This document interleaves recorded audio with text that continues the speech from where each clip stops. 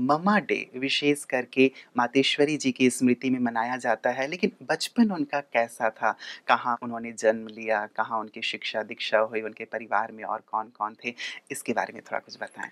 देखिए, हमारे यहाँ कोई भी जो दिवस मनाया जाता है, जी।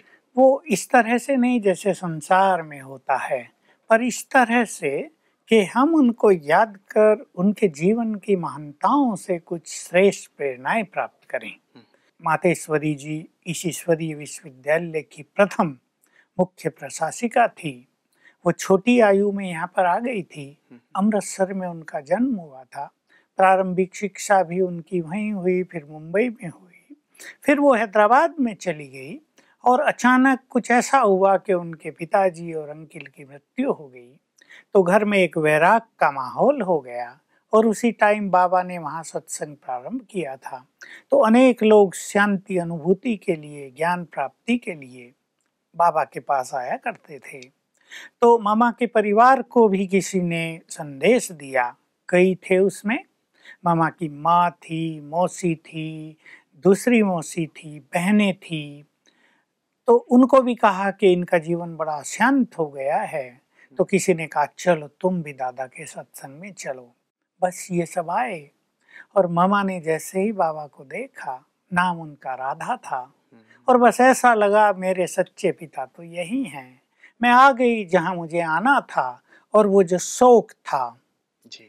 मृत्यु का, वो जैसे क्षण भर में लोप हो गया और फिर से वो प्रभु मैं होने के लिए तत्पर हो गई। हुँ, बस ये छोटी सी कहानी है उनकी। बस आई और रम गई।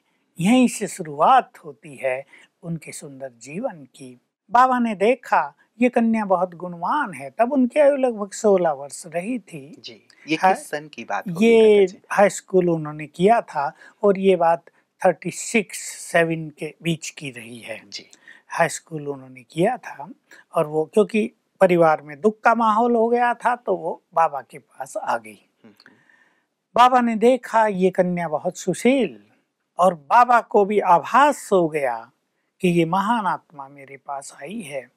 जैसा हमारे सभी दर्शक जानते हैं कि ब्रह्मा बाबा के तन में तो निराकार शिव की पधरामनी होती थी। जी। तो ब्रह्मा बाबा की तो अपनी आंखें थी, अपना विवेक था, लेकिन जो सर्वशक्तिवान है, जो त्रिकालदर्शी है, जो सर्वज्ञ है, उसने उन्हें देख लिया कि ये वही है जो कभी राधा थी। राधा तो नाम इसका है, लेकिन ये वही है जिनकी मंदिरों में पूजा होती है।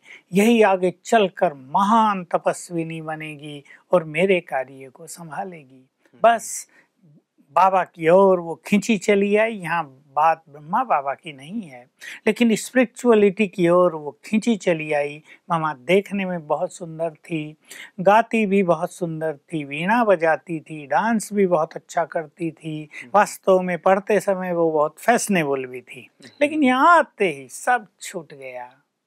गीत तो मामा अब भी वीणा पर गाती थी, बहुत सुंदर। जी। और उनके मुख से जो गीत निकलते थे, हुँ, हुँ, देखिए गीत तो गायक बहुत हैं, लेकिन कुछ गायक ऐसे होते हैं जो पूरी सभा को मग्न कर देते हैं। हुँ, और यहाँ क्योंकि साधनाओं का मार्ग था तब भी अब भी है, जी।